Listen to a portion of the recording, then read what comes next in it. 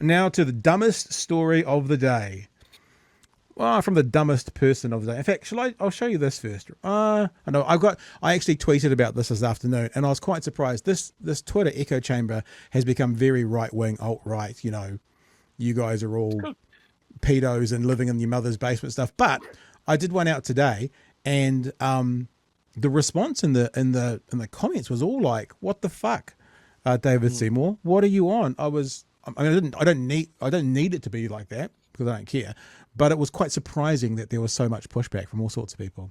So let's have a look at this moron and his idea of we need to send sick children to school. Now, you know, there's only one reason for this, and that's so they can have better attendance numbers than Labour.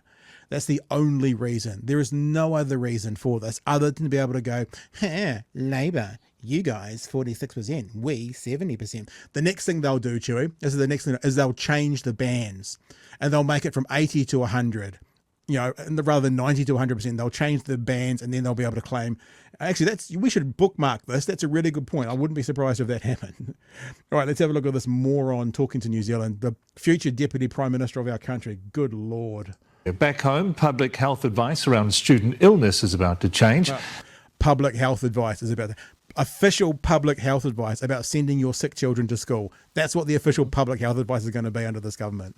As part of the government's crackdown on truancy. Associate Education Minister David Seymour says the number of students missing school because of sickness has doubled since the pandemic began. He says sometimes if... I mean, do we want to start already? Really? Since the pandemic hit, since millions of people around the world and hundreds of thousands in New Zealand got sick with a brand new virus. Really? They've doubled? Go figure, Chewy. Are we also drawing a straight line between sickness absences and truancy? Because those two things are not the fucking same. They don't. As far as I know, they don't. Well, let's keep going and see what they do say. This is like Christmas. We'll unwrap it all together. You've got to make a call between health and education, and a sniffle or a cold might not be sufficient for a day off anymore. Leighton Hakel reports. If you're sick, stay home. That's always been the message, especially for school students. It's common sense. If a child is sick, they need to stay home. But the Associate Education Minister says it's gotten out of hand. Whoever accused this government of having common sense, though, Joey? I mean, who would ever do that? Associate Education Minister coming out giving advice on the health of your children. Talk about fucking nanny state. Telling parents that they should be getting their kids back to school. In the last few years, you've seen the proportion of kids held back citing illness roughly double, and it tends to often be a sniffle or a cold. So, in his crusade against truancy, he says the public health advice for schools is going to change. Yes, of course health's important, of course you've got to be responsible, but you don't keep people home under all circumstances. Sometimes you've got to make a call between health and education. It's pretty unrealistic considering the amount of viruses and bugs that go around schools. The advice on the Ministry of Education's website tells schools to encourage all staff and students who are feeling ill to not attend school. Now, Chewy, how many times have we talked about the worker and the employer? So if they're currently telling teachers to stay home if they're sick, and this government wants to change it, doesn't that feel like a conversation we've had recently where some bosses like to force their workers back to work even if they're sick? The pressure they lay on them to come back even if they're sick to fill their little office or their desk or their cubicle. And this government, the one that's trying to break workers' rights left, right and centre, are now going to change the rules or change the advice, which are currently saying, teacher, if you're sick, stay home. So if they're going to change that, what's the only other thing it couldn't be? Teacher, if you're not too sick, you should probably come in. Worker, I want you to come in and pack those bags. Worker, I want you to get back on the till. Worker, you need to be in front of this classroom because we don't want to pay too many substitute teachers, Chewy, because we need to save $3 billion. I just love the fact that we are barely out of a global pandemic, and based on this, we have learned nothing. So your kid has to be at school. The school's been told to crack down on this sort of stuff. The kid's got to come to school. Kid comes to school with sniffles. Kids in the overcrowded, underventilated school building. Yeah. They get sick. They go home, they give the sickness to their families. Then their families are off sick. And then people are out of the workplace. Or maybe because they can't afford to, they go to work as well. They make their colleagues sick as well. And look, this is how viruses work. Did we learn nothing? Did we learn absolutely nothing? Apparently not. God damn. As soon as I saw that Seymour had anything to do with education, I was like, oh, fuck, this isn't good. But it's this combination with we're gonna put our fingers in areas and we're gonna ignore long COVID as well now. Yep. Like we spent so much time on this early on in the show, talking about air standards in schools and why the schools weren't doing what they should around COVID and that sort of thing.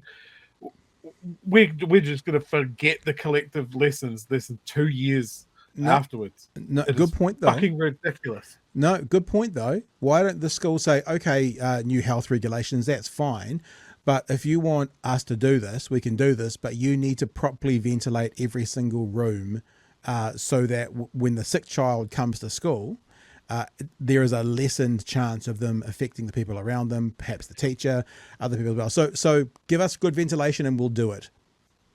Do you know, like, I love him mentioning the sniffles as like this, it's just the sniffles. Do you know what one of the early symptoms of measles is? The sniffles. All right, we'll keep going. This has got a whole 45 seconds to go. We'll see. Maybe we're wrong. Maybe he's going to save it. Maybe Seymour's going to turn it around and pull it out at the end. Let's have a look, shall we? We'll look together with hope in our heart. I find it really interesting that David Seymour is looking to be the person that determines what criteria should be used for kids to not be at school because of sickness. And actually, I'm a little bit worried because it could be quite dangerous given all of the factors that need to be taken into consideration. Parents say they should decide. I think me as her parent should. Well, of course. I mean, like, I'm interested whether they're implying here that parents won't be able to decide anymore. Because parents say they should decide implies that these new regulations in the school are going to force parents' hands to get their kids. I don't know how. I don't see how that's actually possible. Because all a parent having children going through high school, all a parent has to do is just phone up and say, "Child is sick. I'm the father. This is my phone number. Won't be there today," and hang up. But if this is going to be like, let's try and force the hands of the parents. Talk about nanny state. Oh my goodness. Have the final say on that. They know their kids. So if they keep them home, majority of parents keep them home for a reason. We've had several years of stay home, save lives, and almost everything comes after health. I think we need to start rebalancing that. That rebalance, whatever it may look like, will form part of the government's attendance action plan launched by the end of June. So we've had the focus on we've had the focus on being healthy. We've had that focus, the one on health first. Yeah, we don't want to have that focus on health first anymore. We want to have a different focus. We want to get these little people to understand going to school sick is what you need to do. So that means when they are workers in their 20s, they'll already be trained to go into work sick. So we don't have a problem with, employing people all the time. Actually, maybe in fairness, because pseudoephedrine's back, you just fill the kids up with pseudoephedrine, put them back in. We're going to ignore the cognitive effects of long COVID on a developing mind. We don't need high IQs to keep the machines running. Just someone has to come in every now and then to push spacebar on the fucking AI. It's just so short-sighted. So let's have a look. Right, this is Twitter today. A beacon of hope. I put this out, I don't know, 5:30. The quote that he made, of course, health important, of course, you've got to be responsible, but you don't keep people home under all circumstances. Sometimes you've got to make a call between health and education. And these are some of the replies. I'll just give you a random first 10 or so. It definitely was when there was almost zero risk for school students. As a teacher who taught throughout the pandemic, I think Seymour's policy will just create higher staff absences through increased exposure to infection. This will make things far worse than an 85% daily attendance. Sending children to school so they can be part of another super spreader. Great, back to square one again. Thought ACT didn't actually care if your child is at school or not, let alone their health. What they do care about, though, is the parent that is home with them not contributing to the productivity of whomever they work for. It's necro-capitalism. It's supposed to be neo, maybe, capitalism. Does Seymour not understand that teachers get sick as a result of students? Look, just all the way through. More. Remember, with this government, people dying of cancer will have to look for work. Has he ever consulted the teachers? Talking about Dave Littell there. So just fascinating. And fascinating to watch if we acknowledge that this man is, throw up in the back of my mouth a little bit, but smart, or has an IQ that would put him in that smart bracket, then why is he doing it? Like, if he's a moron, it all makes sense. Like, it makes sense if he's an absolute fucking moron. But if he's not, what does Occam's razor say? What is the most likely scenario as to why he's doing that? I think that they've got the attendance numbers. They want them to look better no matter what. Anything else, though? What else? Interesting comment about the parents staying at home. That was a really interesting point made on my Twitter feed. Yeah. No, absolutely. Yeah, it's just fucked. Like his other comments around fining parents for absences and stuff like that. But we're not going to find people that can't afford it. Yeah, of course.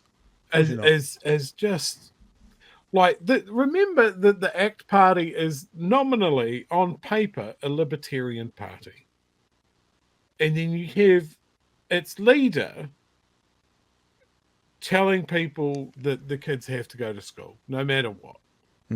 You know, that it's just, I want to say it baffles me. It does baffle me. This is like people voted for, well, I don't know if people voted for this, but this is what they've got for voting for them. No, they didn't vote for this. It's just insane. As one particular left-wing commentator always says, they voted to have their house prices increased by 10%. They didn't vote for this culture war bullshit.